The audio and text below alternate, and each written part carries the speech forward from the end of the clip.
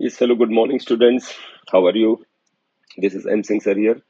बेटा UP NEET mop up round की counselling चल रही है और कई क्वेश्चन आपके मन में अनआंसरेबल है। तो आपके ज्यादातर क्वेश्चन आंसर हो जाए इसलिए जो यूपी नीट की वेबसाइट है उस पर जो फ्रीक्वेंटली आस्क्ड क्वेश्चन का पूरा एक चार्ट दिया गया है, उन क्वेश्चंस को एक बार आपके साथ डिस्कस कर लेते हैं। वीडियो यहाँ पे स्क्रीन पे देखिएगा बेटा। UP NEET UG 2023 frequently asked questions FAQs of the round one. ये राउंड वन से रिलेटेड एफएक्यूज हैं। राउंड वन से रिलेटेड इसलिए किया है क्योंकि कुछ क्वेश्चंस ऐसे हैं जो बेटा बड़े कॉमन क्वेश्चंस हैं, जो कि हर राउंड के लिए उन क्वेश्चंस का आंसर सेम ही होता है। तो वीडियो पे ध्यान से देखिएगा। पहला, what is UP NEET UG counselling. UP NEET UG counselling क्या है? तो काउंसलिंग एडमिशन की एक प्रक्रिया है नीट के लिए। तो इस क्वेश्चन का आंसर से कोई मतलब नहीं है। नेक्स्ट आते हैं, how can the applicants register for the UP NEET UG 2023 counselling. कैसे रजिस्टर कर सकते हैं? How can students register. देखिए आंसर में आइएगा। Candidates can register for UP NEET UG 2023 by filling out the online application form on this website. ये website दिया है। ऑलरेडी आप राउंड वन के लिए कर चुके हैं तो इसके लिए इस क्वेश्चन को ज्यादा ध्यान देने की अभी फिलहाल जरूरत नहीं है। लेकिन रजिस्ट्रेशन के लिए जो लोग सीधे मॉप अप राउंड में बिल्कुल फ्रेश आए हैं तो उनको ध्यान रखना है, आपको इस वेबसाइट पे करना है। थर्ड क्वेश्चन देखिएगा, what are the documents required for the counselling registration. अब ये बात तो इंपॉर्टेंट है क्योंकि रजिस्ट्रेशन के लिए क्या डॉक्यूमेंट्स चाहिए, अगर आपने पहले फिल भी कर दिए हैं तो भी आपके मन में क्वेश्चन होगा कि कोई नया डॉक्यूमेंट तो अपलोड नहीं करना है। तो जरा आंसर देखिएगा क्वेश्चन थ्री का। The documents required for the registration are scanned copies, यानी आपको अपलोड करने के लिए उसका स्कैन कॉपी रखना है।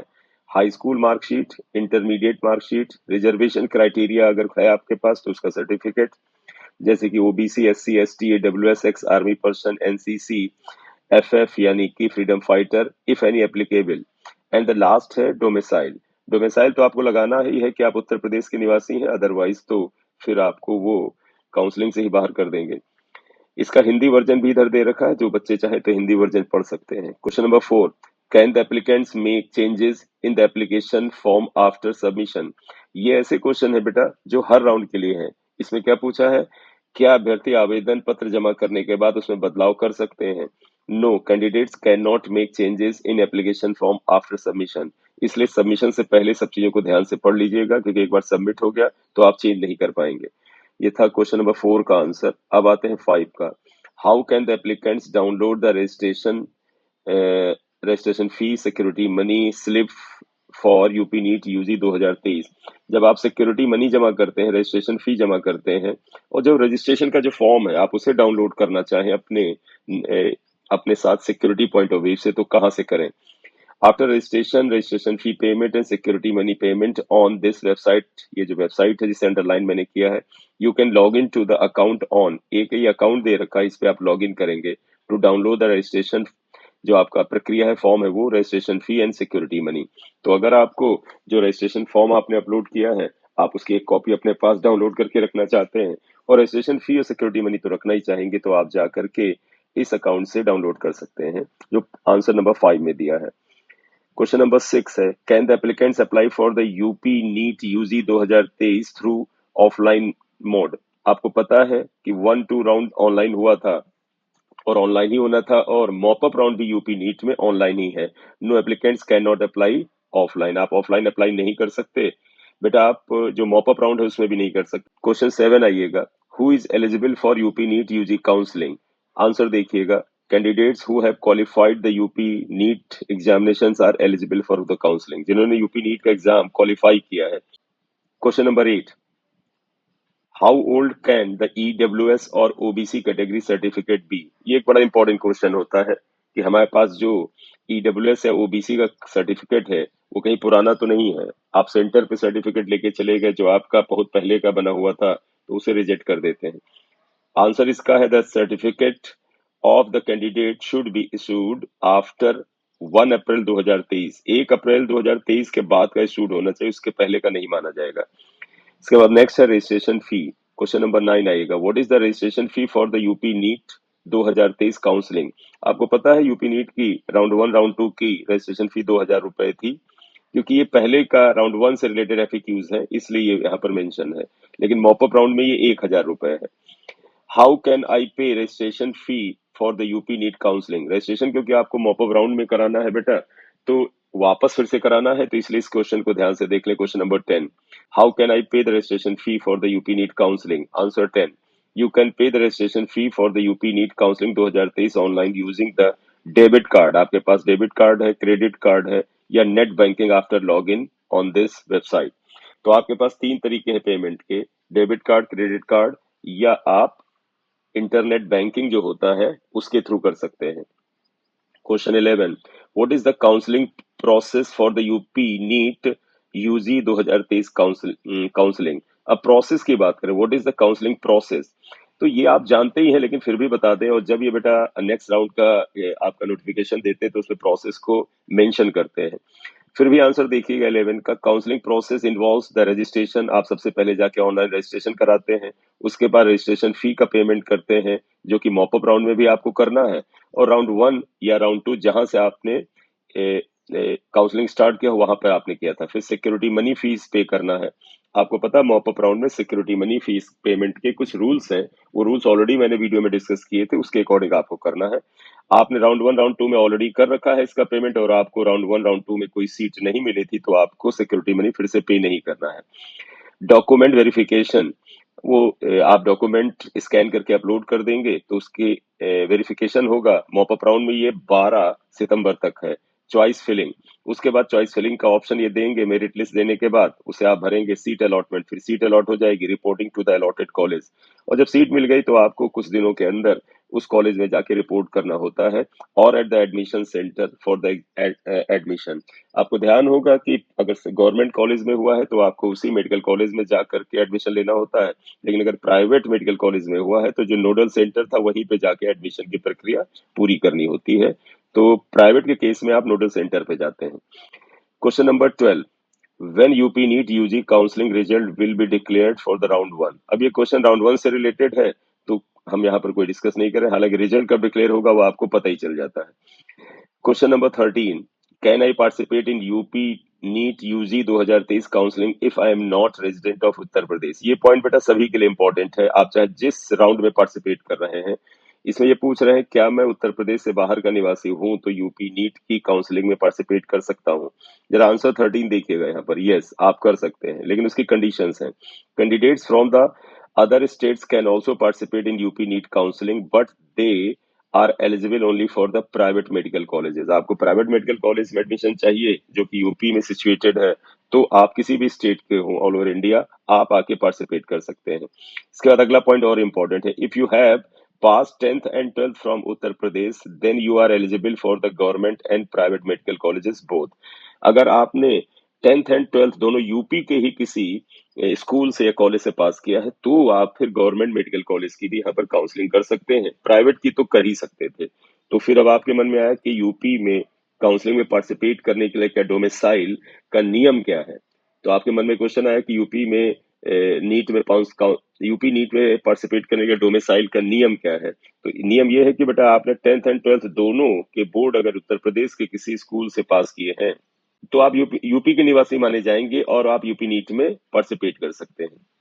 अगला पॉइंट देखिएगा, आपने अगर यहाँ में से या तो 10th नहीं पास किया है या 12th नहीं किया है, मतलब एक कोई किया है, आपने 10th किया लेकिन 12th यूपी से नहीं किया, आपने 12th यूपी से किया लेकिन 10th यूपी से नहीं किसी अदर स्टेट से किया था, या दोनों आपने अदर स्टेट से किया है, then you are only eligible for the private medical college. ये आप ध्यान दे दीजिएगा, आप उस समय प्राइवेट मेडिकल कॉलेज के लिए ही एलिजिबल होंगे। अगर आपने उत्तर प्रदेश से 10वीं या 12वीं या दोनों परीक्षा उत्तीर्ण नहीं की है तो आप केवल निजी मेडिकल कॉलेज के पात्र होंगे। इसके बाद क्वेश्चन नंबर 14 आइएगा, registration fee security money amount has been deducted from my account but registration money slip security money slip has not downloaded, is my payment complete? ये सबसे इंपॉर्टेंट पॉइंट है बेटा। मॉपअप राउंड में भी कितने बच्चे कह रहे हैं कि सर हमने पेमेंट कर दिया लेकिन हमारी स्लिप जो है वो डाउनलोड नहीं हो रही है। तो बेटे ध्यान दो इस क्वेश्चन का आंसर, अगर देखिए इस क्वेश्चन का हिंदी वर्जन पढ़ते हैं, मेरे खाते से पंजीकरण धरोहर राशि काट ली गई है लेकिन पंजीकरण पर्ची या धरोहर राशि यानी सिक्योरिटी मनी की पर्ची डाउनलोड नहीं हुई है, क्या मेरा भुगतान पूरा हो गया है? No.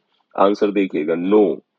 If you are unable to download registration or security money payment slip, then your transaction is pending. मतलब आपका ट्रांजेक्शन रुका हुआ है बैंक की साइड से. Kindly raise the issue with the bank as per the instructions below. अब ऐसे case में आपको, जैसे हम नॉर्मल पेमेंट कोई ऑनलाइन करते हैं और वो पेमेंट कंप्लीट नहीं होता है, तो हम बैंक से जाके उस बारे में डिस्कशन करते हैं या उनके कॉल सेंटर पर बात करते हैं. हालांकि ये पेमेंट अगले कुछ दिनों में आपको वापस आ जाता है, लेकिन इस केस में जहां पर आप रजिस्ट्रेशन या सिक्योरिटी मनी जमा कर रहे हैं, आपको तो अमाउंट जमा ही करना है. तो फिर बेटा आप बैंक से क्लियर करें, और आपको लगे कि ये पेमेंट हो सकता है कि बैंक में गलत चला गया है, वो वापस आ जाएगा कुछ दिन में, तो आप चाहे तो दोबारा रजिस्ट्रेशन अमाउंट दूसरा पे कर दें, वो प्रीवियस वाला अमाउंट बैंक से वापस आ जाएगा. लेकिन इन्होंने क्या सुझाया है वो मैं यहाँ पर बता दूं कि इन्होंने इसके लिए आपको क्या उपाय बताए हैं. यहाँ से देखिएगा, if you have done registration from SBI bank, आपने अगर एसबीआई बैंक से रजिस्ट्रेशन किया है, यानी जब आप पेमेंट कर रहे थे, वो चाहे बेटा डेबिट कार्ड से, क्रेडिट कार्ड से या इंटरनेट बैंकिंग से, वो बैंक आपका एसबीआई बैंक अगर था, kindly contact SBI bank helpline number. और हेल्पलाइन नंबर इन्होंने दो ये दे रखे हैं, यहाँ पर देखिए दो नंबर दिए हैं, आप इन पे कॉन्टैक्ट कर सकते हैं. आंसर 14 ही चल रहा है अभी. If you have done transaction from ICI bank, अगर आपने आईसीआई बैंक से ट्रांजेक्शन किया है, यानी आपका जो बैंक था जहां से ऑनलाइन ऑफ जहां से आपने ऑनलाइन पेमेंट किया है, डेबिट कार्ड के थ्रू, क्रेडिट कार्ड के थ्रू या इंटरनेट बैंकिंग से, वो अगर आईसीआई बैंक है, तो आईसीआई बैंक हेल्पलाइन नंबर ये दे रखे हैं, 3 नंबर दिए हैं, आप इनसे पूछिए, आप उनको ट्रांजेक्शन आईडी बताइए अपनी, वो बता देंगे कि आपके पेमेंट की स्थिति क्या है. Kindly take receipt from the bank. अब ये क्या कहते हैं, जरा सा देखिएगा. ये कहते हैं once the bank confirm that your transaction is completed. अगर बैंक ने बोल दिया आपका ट्रांजेक्शन कंप्लीट है, तो इतने पे बात खत्म नहीं हो गई बेटा. Kindly take the receipt from the bank and write an email. आप बैंक से उस ट्रांजेक्शन की रेसिप्ट ले लें और फिर आप ईमेल करें इस आईडी पर.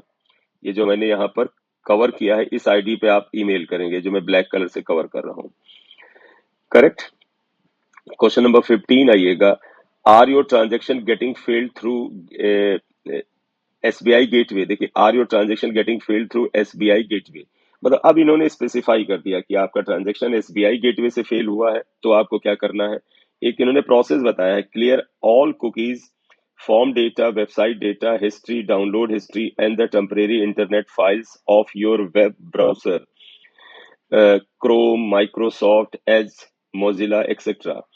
तो कहते हैं अगर आपका पेमेंट एसबीआई के पोर्टल से नहीं हो रहा है, तो ये इस तरह की जो कुकीज और फॉर्म डेटा और वेबसाइट डेटा, हिस्ट्री वगैरह है, उसको आप वहां से क्लियर कर दीजिए, हटा दीजिए, और फिर restart your mobile for getting timely OTP. और फिर आप अगर हो सके तो आप अपना गैजेट या मोबाइल को क्या करिए, एक बार पावर ऑफ करके रीस्टार्ट करिए, फिर आपको ओटीपी आने लगेगा. तो अब जब आप पेमेंट करेंगे तो ओटीपी आने लगेगा. If you are going to make a payment by debit card, credit card, please verify following before payment. अगर आप अपना पेमेंट डेबिट कार्ड या क्रेडिट कार्ड से करते हैं, तो इन चीजों को चेक कर लें. ये प्रिकॉशंस है, क्योंकि कई बार आपसे पेमेंट नहीं होता है, आप इन छोटी छोटी बातों का ध्यान नहीं रखते हैं, ध्यान दीजिएगा. चेक योर डेबिट कार्ड या credit card is enabled for CNP mode transaction और not.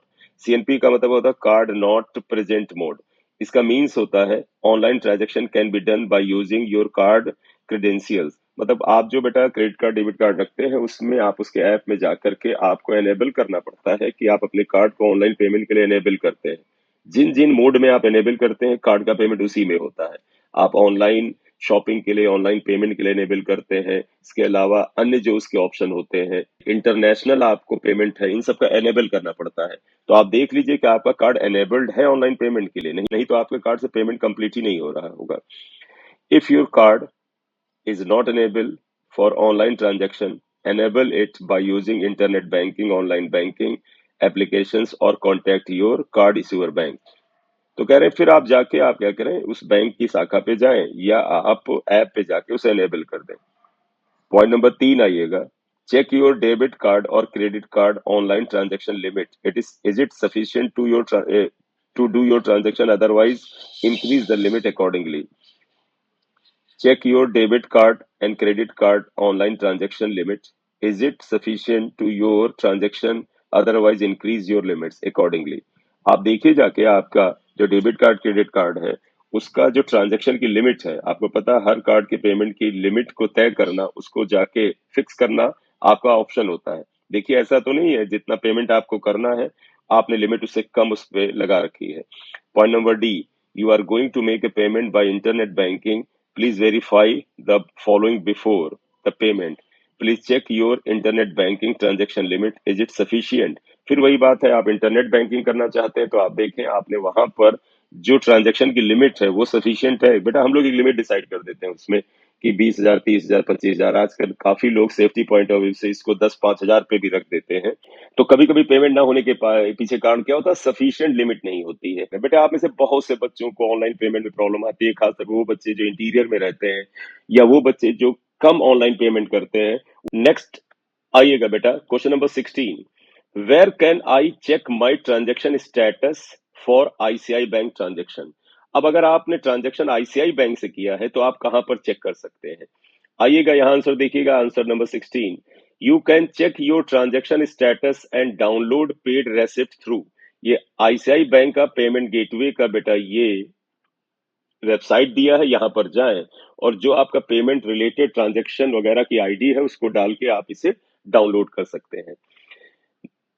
For this I request you to follow the below steps. देखिए इन्होंने बाकायदा बता दिया है कि आईसीआई बैंक के इस वेबसाइट पे जाके आप इन स्टेप्स को फॉलो करें। बेटा इन स्टेप्स को एक एक करके फॉलो करो, आपका स्लिप वहां मिल जाएगा। पहला स्टेप, लॉन्च एट, ये बेटा जो आपका वेबसाइट है इसे पहले नंबर 1 पर लॉन्च करें, यानी आप अपने मोबाइल में या लैपटॉप में इसे डालें, इस वेबसाइट पे जाएं। Click on transaction status tab, फिर उस वेबसाइट पे जाके ट्रांजैक्शन स्टेटस वाले टैब पर क्लिक करें। Third point, select any one of the below option. अब इनमें से कोई एक ऑप्शन चुने, इनमें से कोई एक चुनना है।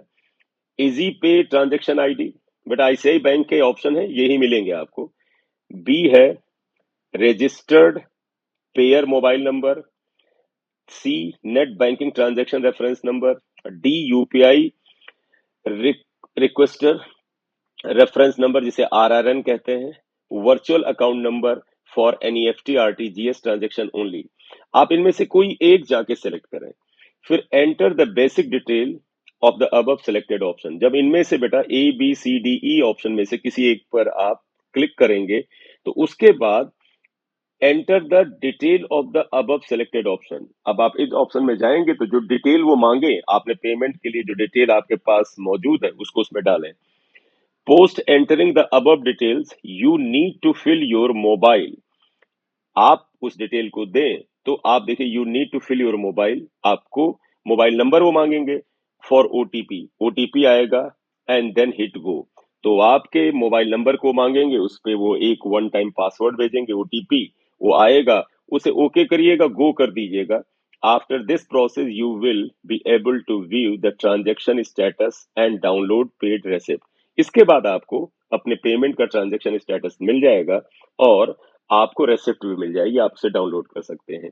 ये क्वेश्चन 16 में बेटा उन लोगों के लिए बताया गया है जिन्होंने आईसीआई बैंक से ट्रांजैक्शन किया था और उनको स्लिप नहीं मिली है। तो ये पिछले कुछ क्वेश्चंस में बेटा how to download slip of the transaction इसके लिए दिया है। ये बेटा तभी आपको करना है जब आपकी स्लिप अपने आप आपके पास डाउनलोडेड ऑप्शन में नहीं आई है, आपके पास उसका कोई नोटिफिकेशन नहीं आया, तब करना है। अदरवाइज आ चुका है तो कोई जरूरत नहीं कुछ करने की।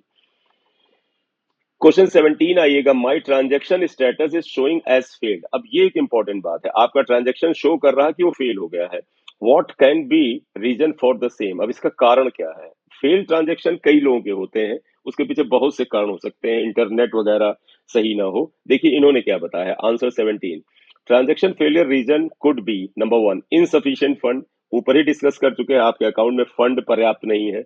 इनकरेक्ट अकाउंट डिटेल, आपने जो डिटेल उसमें डाला है अपने रजिस्ट्रेशन में वो गलत आपने डाल दिया है।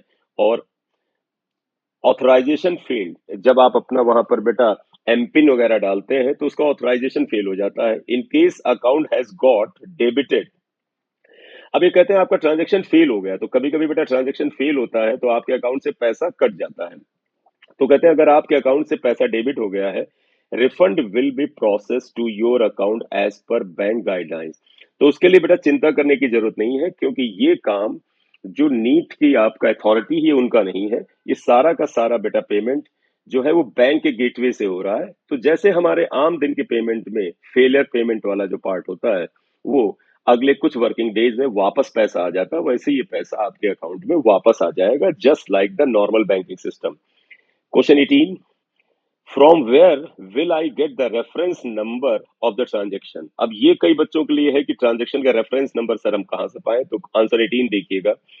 After selecting any mode of payment, यानी किसी भी तरीके से जो आप पेमेंट कर रहे हैं, यानी कि चाहे आप डेबिट कार्ड से कर रहे हैं, क्रेडिट कार्ड से कर रहे हैं, या आप इंटरनेट बैंकिंग से कर रहे हैं, a unique reference number transaction ID, आमतौर पर इसे ट्रांजेक्शन आईडी कहते हैं। जब आप ट्रांजेक्शन करते हैं तो एक ट्रांजेक्शन आईडी आता है, is displaced on the screen, आपके मोबाइल के या गैजेट की स्क्रीन पर ट्रांजेक्शन आईडी आएगा।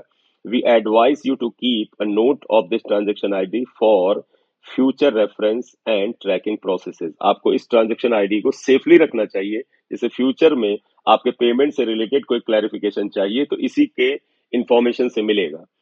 अब बेटा ये सिक्योरिटी मनी का बात कर लेते हैं। क्वेश्चन नंबर 19 देखिए, what is the security money for the UP NEET counselling 2023। आप सभी को पता है सिक्योरिटी मनी क्या है। आंसर 19 फिर भी देख लीजिएगा। The security money for the UP NEET counselling 2013 is 30,000 for the government medical and dental colleges. लेकिन अगर आप प्राइवेट और गवर्नमेंट दोनों मेडिकल कॉलेज करना चाहते हैं तो 2 लाख रुपए है। ध्यान से देखिएगा, 2 लाख रुपए for government and private medical dental colleges, 1 lakh रुपए for government medical college, dental college and private dental college. मतलब आप गवर्नमेंट मेडिकल कॉलेज और डेंटल कॉलेज को भी आप चॉइस फिलिंग में रखना चाहते हैं और प्राइवेट के सिर्फ डेंटल कॉलेज रखना चाहते हैं तो 1 लाख रुपए।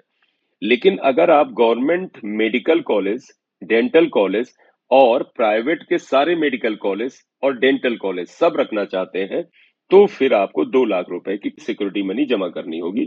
Is security money refundable? Yes बेटा, yes, the security money is refundable after the completion of the counselling process. When can I get security money back? अब ये भी क्वेश्चन बड़ा रहता है, कब मनी वापस आएगी।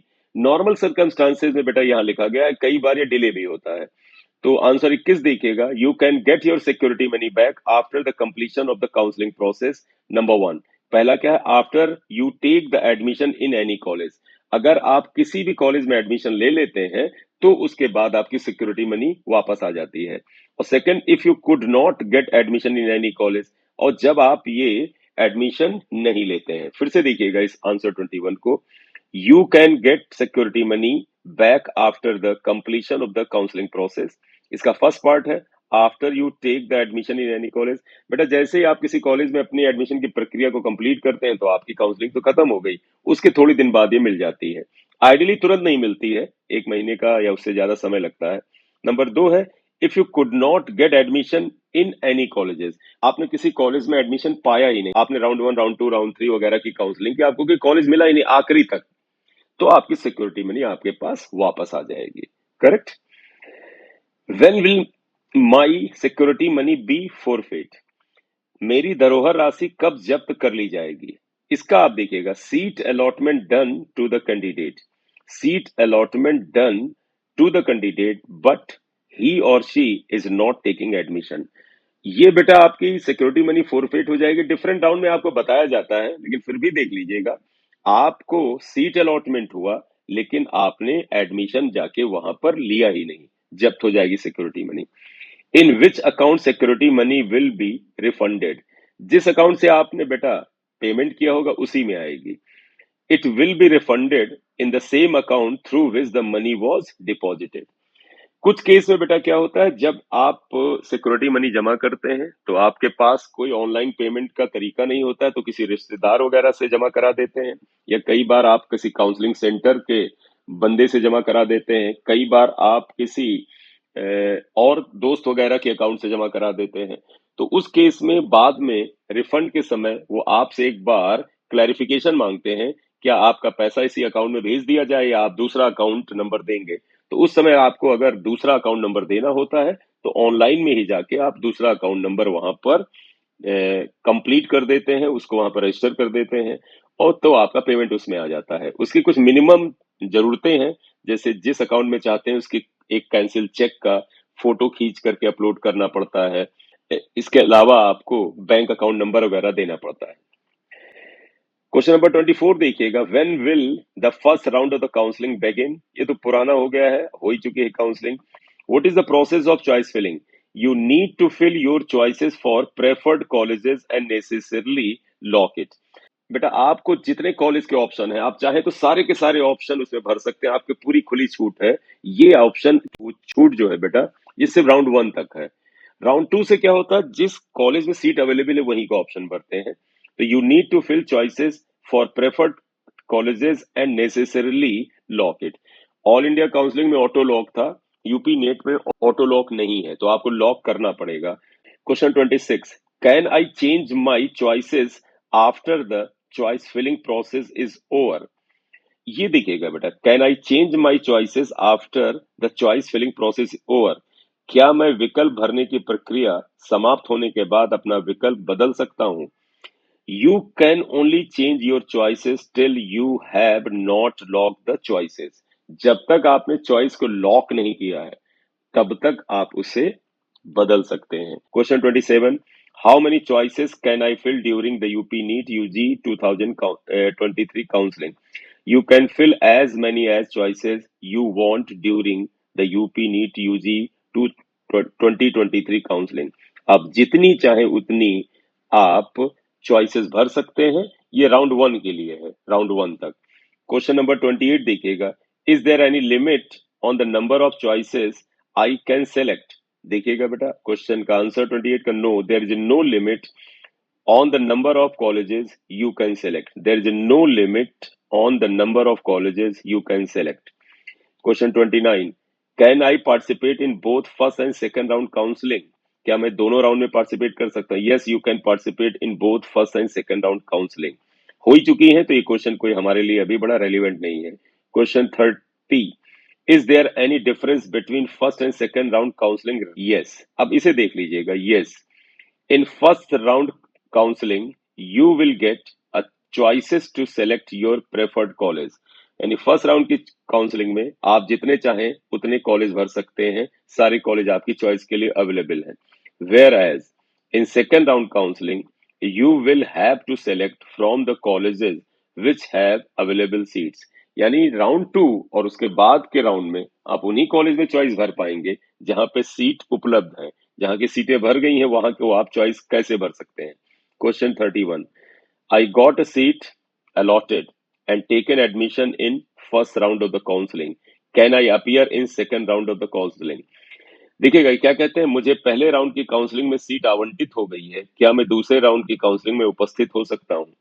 क्वेश्चन 31 का आंसर देखिएगा, yes, after the candidates got a seat allotted and has taken the admission, candidate is eligible to participate in the second round counseling। अगर आपको पहले राउंड में कॉलेज मिल गया था, आपने उसमें एडमिशन ले लिया था, तो सेकेंड राउंड की चॉइस फिलिंग में आप पार्टिसिपेट कर सकते हैं। Question 32, after the allotment in college where will the admission process be completed. निश्चित रूप से उसी संबंधित कॉलेज में जाना होता है, फिर भी पढ़ लें, the process of admission will be completed for the government colleges in the same government college which has been allotted to the candidate। तो आपको अगर गवर्नमेंट मेडिकल कॉलेज अलॉट हुआ है तो उसी कॉलेज में जाके एडमिशन की प्रक्रिया करेंगे। लेकिन प्राइवेट के लिए नियम अलग है। For private colleges the admission process will be done at the admission nodal centre. बेटा जो आपको नोडल सेंटर दिया गया तो वहां पर जाके आप एडमिशन की प्रक्रिया करेंगे अगर आपको प्राइवेट कॉलेज अलॉट हुआ है। लास्ट 33 क्वेश्चन आइएगा, When will the state merit list be released? तो ये तो इन्होंने काउंसलिंग के लिए डेट दी है, ये पुरानी काउंसलिंग के लिए है, राउंड 1 राउंड 2 के लिए, तो ये आ गया। तो बेटा यहाँ पर करीब 33 क्वेश्चंस जो थे उनको फ्रीक्वेंटली आस्क्ड क्वेश्चन में लिया था, और इन क्वेश्चंस के आंसर जो ऑलरेडी आपके वेबसाइट पर थे, जो कि ऑलरेडी यूपी नीट की वेबसाइट पे थे, उनको मैंने एक्सप्लेन किया है। अगर आपका ध्यान किसी भी एक क्वेश्चन से हट गया हो तो इसे आप देख लीजिएगा, और इसके अंदर कुछ इंपॉर्टेंट पॉइंट है, उन्हें ध्यान रखिएगा। यूपी मॉपअप राउंड में जो आप काउंसलिंग को फिल कर रहे हैं, आप ध्यान रखिएगा अपनी चॉइसेस को जिस दिन लॉकिंग की बात आएगी लॉक कर दीजिएगा। Thank you very much for watching the video. If you are new on this channel, kindly like, subscribe and share. बेटे लाइक कर दिया करिएगा, लाइक बढ़ने से चैनल की ग्रोथ पे फर्क पड़ता है, तो आपका इतना सहयोग अपेक्षित है। थैंक यू, धन्यवाद। This is M Singh sir.